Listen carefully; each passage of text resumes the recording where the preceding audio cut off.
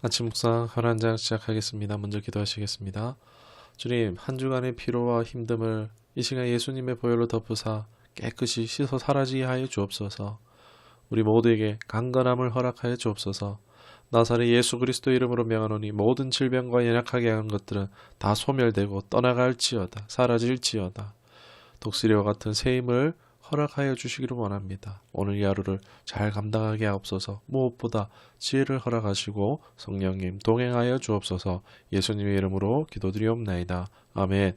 오늘 함께 하실 말씀은 예레미야 20장 8절 9절 말씀입니다. 내가 말할 때마다 외치며 파멸과 멸망을 선포함으로 여호와의 말씀으로 말미암아 내가 종일토록 치욕과 모욕거리가 됨이니이다. 내가 다시는 여호와를 선포하지 아니하며 그의 이름으로 말하지 아니하리라 하면 나의 마음이 불붙는 것 같아서 골수에 사무치니 답답하여 견딜 수 없나이다. 아멘. 오늘 말씀 제목은 불편한 메시지라는 제목으로 말씀 나누도록 하겠습니다. 오늘 예레미야의 외적으로나 내적인 고통에 대해서 다루고 있습니다. 이를 통해 예레미야의 사역에 좀 공감해 보며 말씀을 맡은 자들의 어려움에 대해서도 또 나눠볼까 합니다. 예레미야 20장에 와서는 아주 예레미야가 고통받는 것을 볼 수 있습니다. 하나님의 말씀을 전하면서 겪는 고통과 갈등, 믿음의 탄식을 20장에서 솔직하게 표현하고 있는데 여러분 예레미야가 왜 힘들까요? 하나님이 힘들게 하셨나요? 그것이 아니라 답은 간단합니다. 예레미야가 사역했던 시기가 매우 사역하기 어려운 시기에 활동을 했기 때문입니다. 유다가 망하기 직전이잖아요. 또 스스로 선지자가 되겠다라는 것보다도 하나님의 권유, 그 하나님의 부르심에 순종한 것도 있고 메시지 자체도 오늘 본문에 읽은 것처럼 나라 망한다 이런 부정적인 메시지로 아니 자기 스스로 생각해도 이게 사람들에게 미움받을 게 뻔한데 그렇게 예외 없이 또 전했다가 미움살 당해서 동족과 친구들로부터 또 유다 백성으로부터 계속 반대와 조롱과 박해를 받게 됩니다.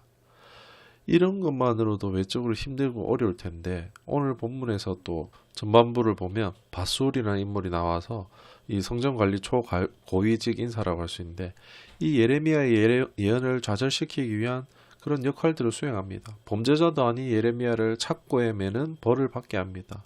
굴욕도 이런 굴욕이 없죠. 당시 중동 지역의 범죄자, 반란자 이런 사람들을 공개적으로 굴욕시키기 위한 형벌이었습니다. 그 대상에게 사회적 비난과 불신을 증폭시키는 방법, 이 신용을 심각하게 훼손시키는 효과가 있었습니다. 예레미야가 아무래도 힘든데 대중의 불신, 인격적 적대 행위뿐만이 아니라 예언 활동을 금지시키는 정부 차원에서의 압박과 대중 앞에서의 모욕적인 벌을 준 것입니다. 이러다 보니 너무 힘들어서 예레미야도 충격적인 발언을 하죠. 자신의 생일을 저주하는 발언이 나오고 하나님이 자신을 속였다라는 신성모독과 같은 발언이 나오고 있습니다. 아니 하나님께서 자신을 그들 앞에서 강하게 할 것이라고 노벽과 철당과 같이 강하고 견고하게 한다 했는데 이런 일이 계속 일어나고 당하니까 어떻습니까? 하나님이 도무지 어디 계신가 싶고 하나님이 마치 지켜주시지 않는 것처럼 자신은 고통 중에 있는데 하나님은 방관자같이 여겨지지 않았겠습니까? 그것이 예레미야를 더 힘들게 했을 것 같습니다. 그래서 오늘 본문에 읽었던 것처럼 그만둬 볼까? 여호와 이름 부르는 거 그만둬 볼까? 했는데 어떻습니까? 그러자 마음이 불붙는 것 같고 뼈가 사무치는 것 같이 답답하여 견딜 수 없다라고 말하고 있습니다. 울며 겨자 먹듯 안전할 수 없이 끝까지 사명을 감당하고자 하는 예레미야의 모습을 볼 수가 있습니다.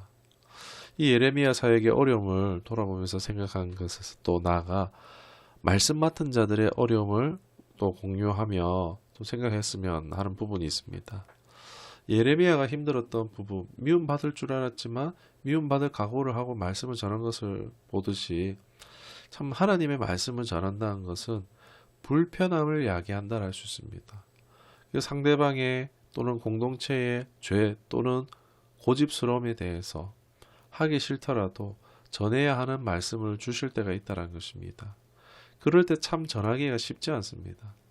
두려움이 인간적인 두려움이 오거든요. 상대방과의 관계가 잘못되면 어떡하나의 두려움.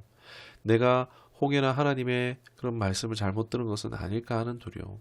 또 괜히 전했다가 자신이 뭐 이상한 사람 취급당하고 비판을 당하면 어떡하 하는 두려움. 또 괜히 하나님께 순종하지 않으면 불이익이 나에게 있으면 어떻게 하는 또 두려움.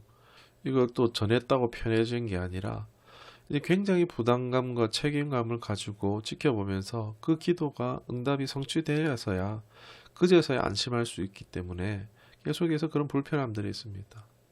또 경우에 상대가 또 기도하고 하나님의 음성을 듣는 사람일 경우에 뭐 상반된 얘기가 나올 수 있습니다. 그럴 때는 자신이 전하는 메시지보다 차라리 그래 그 당신의 주장이 더 좋고 내가 틀리고 당신의 주장이 맞았으면 좋겠다라는 그런 생각도 들기도 하고 뭐 또 속으로는 아니 알아서 저렇게 기도하고 저렇게 산다는데 냅두시지 왜 또 이렇게 전하게 하십니까? 라는 싶은 생각도 들기도 한다는 것입니다.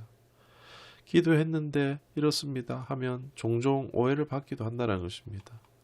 감히 예레미야에 비할 수는 없겠지만 말씀을 전하는 자들에게 있는 이런 어려움들이 있습니다. 불편한 얘기를 원래 잘하는 사람이 아닌 이상 정말 어렵게 얘기는 꺼내는 것이라 할 수 있습니다. 그럴 때 반응이 뭐 신앙의 순종도나 신앙의 성숙도에 따라서 각자 다른 반응을 보일 수도 있습니다. 대개 이런 경우는 거의 뭐 그 사람의 영린을 건드리는 것 같아서 참 좋은 반응을 보는 것도 쉽지 않기도 합니다. 안 하고 싶기도 합니다. 그러나 할 때까지 계속 또 마음이 불편하고 힘들어서 결국 기도하며 어떤 상황과 어떻게 전달할지 지혜를 구하여서 겨우 전하는 것입니다. 정말 축복만 하고 싶지만 때론 이런 순간들도 온다는 것입니다. 이런 또 말씀을 전하는 자의 어려움에 대해서 좀 간단히 나눠봤습니다. 받는 입장에서 혹 불편한 말씀일지언정 겸허하게 받을 필요가 있다는 것입니다. 다윗은 사무엘하 16장에 보면은 압살롬의 반역으로 인해서 도망할 때에 이 시므리라는 자가 다윗을 저주했으나 다윗이 그를 내버려 두라 이를 허용하신 이는 하나님이시다 라면서 하나님의 주권을 인정하며 그것을 수용하는 다윗의 모습을 볼 수 있습니다. 말씀을 맺도록 하겠습니다. 우리도 주님의 마음을 알아 닮아가는 우리가 되길 원합니다. 또 내 삶에 일어나는 일이 결코 우연이 아니라 하나님의 주권적 허용 안에서 이루어지는 일들임을 알고 늘 민감하고 늘 겸비하여서 하나님의 뜻에 순종하고 응답과 열매 맺음을 경험할 수 있는 우리 모두가 될 수 있기를 간절히 소망합니다. 기도하겠습니다. 하나님, 불편함을 좋아할 수는 없겠지만 혹여나 불편한 메시지라 할지라도 그것이 하나님의 뜻이라면 전하든 받는 모든 순종하는 우리가 되기를 원합니다. 감사드리며 예수님의 이름으로 기도드리옵나이다. 아멘.